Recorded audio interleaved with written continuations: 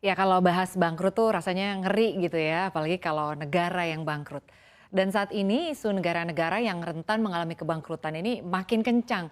Bahkan hampir setengah dari negara di benua Eropa, 40% dari negara-negara di Afrika, dan 30% dari negara-negara Asia rupanya sempat menyatakan kebangkrutan selama 2 abad terakhir. Jadi sekarang tuh ada negara yang sedang bangkrut, berpotensi bangkrut, sudah pernah bangkrut, dan berhasil lolos dari bangkrut. Kita bahas sama-sama detailnya dalam Karut Marut Negara Bangkrut. Ya pertama kita akan bahas Sri Lanka dulu ya. Nah, jadi Sri Lanka ini memang tahun ini tengah menjadi sorotan karena ya boleh dibilang gitu ya, negara di pesisir tenggara India ini sedang sakit parah akibat dihantam krisis keuangan yang menjalar menjadi multidimensi, dan ini juga menjadi yang terparah begitu ya sejak tahun 1948. Inflasi di Sri Lanka sudah tidak terkendali dalam beberapa bulan terakhir. Kita bisa lihat gitu ya, pada Mei 2022 ini inflasinya sebesar 39,1 secara year on year gitu ya. Dan pada Juni, inflasi Sri Lanka tercatat meroket menjadi 54,6 secara year on year gitu. Dan ini juga menjadi rekor tertinggi sepanjang sejarah. Nah, jadi kalau kita lihat gitu ya, tingginya inflasi tersebut membuat warga Sri Lanka ini sangat kesusahan gitu. Survei dari UNICEF menunjukkan 70% rumah tangga mengurangi konsumsi makanan, dan Sri Lanka juga harus berhadapan dengan kekurangan energi yang boleh dibilang kronis gitu ya. Jadi selama 2 minggu terakhir Sri Lanka juga harus menghadapi penutupan beberapa lembaga negara yang dianggap tidak penting gitu, dan sekolah juga untuk mengurangi perjalanan. Jadi Sri Lanka ini tercatat hampir kehabisan bensin dan juga solar, dan juga kantor-kantor pemerintah yang tidak penting dan sekolah ini diperintahkan untuk ditutup dalam upaya untuk menghemat persediaan bahan bakar yang terbatas.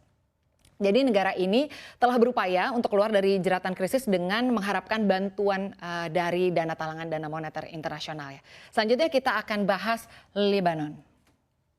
Nah, Lebanon juga saat ini sedang mengalami kondisi yang sama seperti Sri Lanka gitu ya. Jadi perpaduan jatuhnya mata uang, kekurangan cadangan devisa, tingkat inflasi yang melonjak, kelaparan yang meningkat, antrian yang panjang untuk gas gitu. Karena harus ngantri-ngantri ini kalau belanja, serta kelas menengah yang boleh dibilang hancur gitu. Jadi negara ini juga mengalami perang saudara yang panjang, dan ini membuat pemulihannya terhambat oleh disfungsi pemerintah dan juga serangan teror.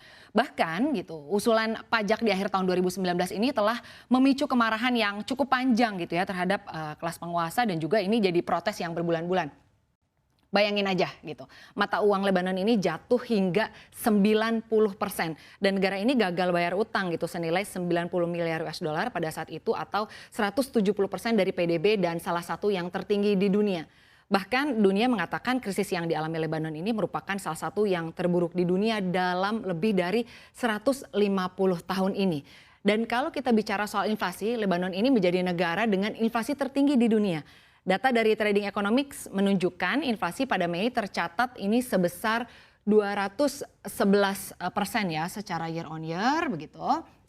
Dan juga kalau kita lihat juga ini menjadi negara dengan inflasi yang tertinggi, dan mencapai gitu ya, kalau di bulan Juni 2022 inflasinya juga 211,43% secara year on year. Dan kalau kita mundur ke Januari, Lebanon juga mencatatkan rekor inflasi tertinggi, yakni tercatat meroket banget nih, tinggi banget. 240% secara year on year. Jadi inflasi di Lebanon ini bisa terjadi karena tidak terkendalinya krisis ekonomi, serta didorong oleh tidak sigapnya pejabat publik gitu untuk memitigasi kondisi tersebut.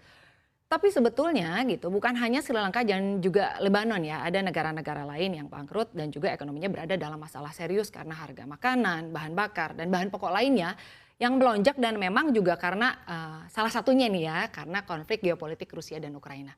Beberapa negara juga terancam bangkrut, artinya ini seperti apa ya? Seperti alarm begitu ya bagi ekonomi di seluruh dunia. Sekarang kita lihat negara mana saja yang terancam bangkrut.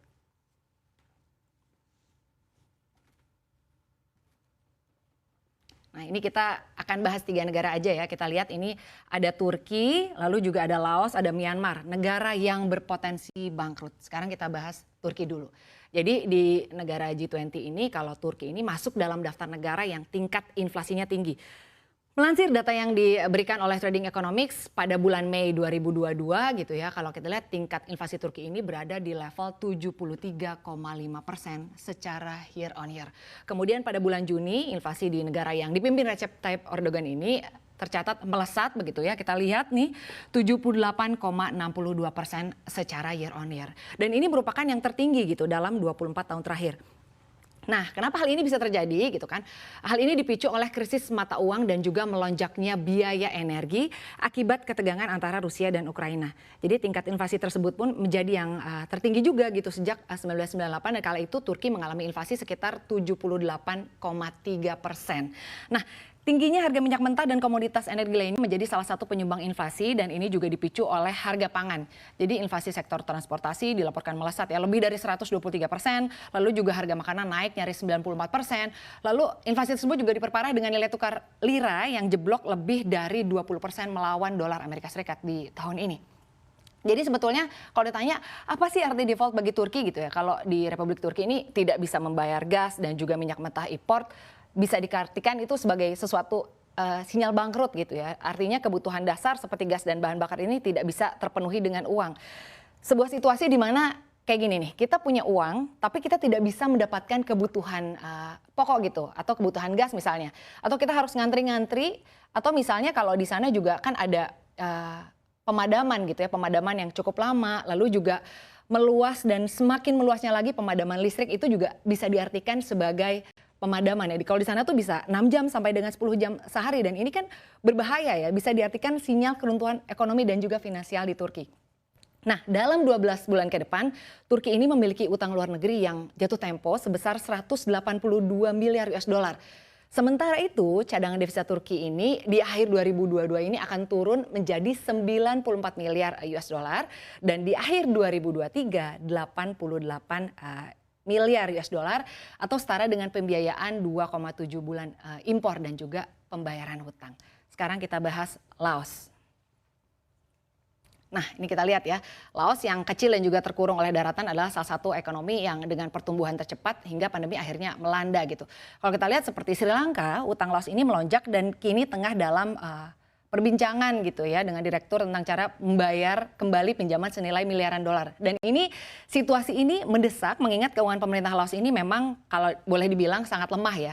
Menurut Bank Dunia cadangan devisa Laos kurang dari 2 bulan impor begitu dan mata uang Laos juga KIP telah terdepresiasi 30%. Gitu. Dan ini semakin memperburuk kesengsaraan yang dihadapi negara ini. Kenaikan harga dan hilangnya pekerjaan karena pandemi mengancam akan memperburuk kemiskinan tentunya ya. Kalau kita lihat sekarang kita akan bahas selanjutnya ya, ini untuk yang Myanmar gitu. Pandemi dan ketidakstabilan politik telah menghantam ekonomi Myanmar terutama setelah tentara merebut kekuasaan pada Februari 2021 yang pemerintah terpilih Aung San Suu Kyi gitu ya. Jadi kondisi ini membawa sanksi barat yang menargetkan kepemilikan komersial yang dikendalikan oleh tentara yang mendominasi ekonomi. Nah, ekonomi Myanmar mengalami kontraksi sebesar 18% secara year on year pada tahun 2021 dan diperkirakan hampir tidak tumbuh gitu ya sampai dengan tahun 2022. Jadi lebih dari 700.000 orang telah melarikan diri atau diusir dari rumah mereka oleh konflik bersenjata dan kekerasan politik. Situasinya memang sangat tidak pasti ya, artinya pembaruan ekonomi global baru-baru ini dari Bank Dunia mengecualikan perkiraan untuk Myanmar untuk 2022 hingga 2024. Sekarang kita lihat slide selanjutnya. Nah, ini adalah deretan negara-negara yang pernah bangkrut ya. Sebetulnya ada beberapa, tapi kali ini kita akan bahas Rusia, lalu juga kita akan bahas Meksiko, dan kita akan bahas Islandia. Untuk yang pertama, kita akan pilih Rusia dulu ya. Jadi ini sepanjang sejarah, Rusia ini telah menyatakan dirinya bangkrut sebanyak 9 kali. Nah, terakhir pada tahun 1998 dengan utang sebesar 17 miliar dolar Amerika Serikat. Efek dari krisis keuangan Asia dan juga penurunan permintaan minyak ini mulai memberikan tekanan pada ekonomi Rusia yang telah menanggung hutang internasional serta menderita penurunan produktivitas nasional. Jadi krisis rubel yang dihasilkan tahun 1998 ini melihat pasar saham Rusia ini kehilangan 75% dari nilainya dan inflasi mencapai 80% karena investor meninggalkan pasar. Dan Rusia hanya akan mampu membayar kembali kurang dari 10 miliar US dollar dari 17 miliar US dollar utangnya kepada IMF. Dan ekonomi Rusia mengalami kontraksi sebesar 5,3% pada tahun 1998. Karena penganggurannya ini kalau di sana mencapai 13%. Ini angka yang tidak sedikit begitu ya. Sekarang selanjutnya kita akan bahas negara yang pernah bangkrut juga yaitu Meksiko. Jadi Meksiko ini gagal membayar pinjaman negara senilai 80 miliar US dollar pada tahun 1982 begitu ya. Dan juga utang publik tumbuh dengan pesat karena program ekspansi fiskal besar-besaran dari pemerintahan Luis Echeverria gitu menyusul gitu guncangan minyak pada akhir 1970-an dan kondisi ekonomi yang memburuk. Ini peso Meksiko terdepresiasi hingga 50% gitu. Tetapi pemerintah masih tidak dapat membayar utangnya dan menyebabkan Meksiko gagal membayar pinjaman kepada Amerika Serikat dan juga IMF. Ini terdepresiasinya cukup tinggi gitu. Dan selama 5 tahun berikutnya PDB Meksiko ini turun sebesar 11% dan memicu krisis utang Amerika Latin yang membuat negara-negara di seluruh kawasan tidak dapat membayar utang luar negeri mereka. Dan situasi ini begitu ya memaksa IMF untuk memberikan pinjaman sebagai ganti reformasi yang tidak populer. Selanjutnya kita akan bahas negara yang pernah bangkrut juga nih, itu Islandia. Islandia ini pernah bangkrut pada tahun 2008 dengan utang sebesar 85 miliar US dollar dan ini terjadi ketika pasar kredit global mengering setelah jatuhnya sektor keuangan begitu ya. Jadi gelembung perbankan telah tumbuh begitu besar sehingga pada tahun 2008 sistem perbankan memiliki utang yang setara dengan 10 kali PDB Islandia. Ini tinggi banget ya gitu. Jadi ketika 3 bank terbesar di negara ini runtuh dan menjadi keruntuhan perbankan sistematis terbesar dalam sejarah. Dan akibatnya negara Islandia ini jatuh ke dalam depresi dan ekonominya berkontraksi 10% selama 2 tahun. Nah menariknya Islandia ini telah membuat pemulihan yang solid sejak krisis dengan pengangguran tetap stabil di 4% dan pada 2014 gitu ya ekonominya 1% lebih besar daripada sebelum 2008. Nah ya pemirsa dari negara-negara tersebut kita dapat menyimpulkan ya bahwa memang sebetulnya banyak faktor yang dapat menyebabkan suatu negara mengalami kebangkrutan. Sinergi hingga juga kesigapan pemerintah dan regulator untuk membuat kebijakan ini sangat penting ya demi mencegah dan juga menyelesaikan masalah ekonomi. Semoga saja daftar negara yang masuk ke jurang krisis dan bangkrut tidak terus bertambah ya karena ya kalau kita lihat memang efek bergandanya tentu tidak ringan bagi negara-negara lainnya.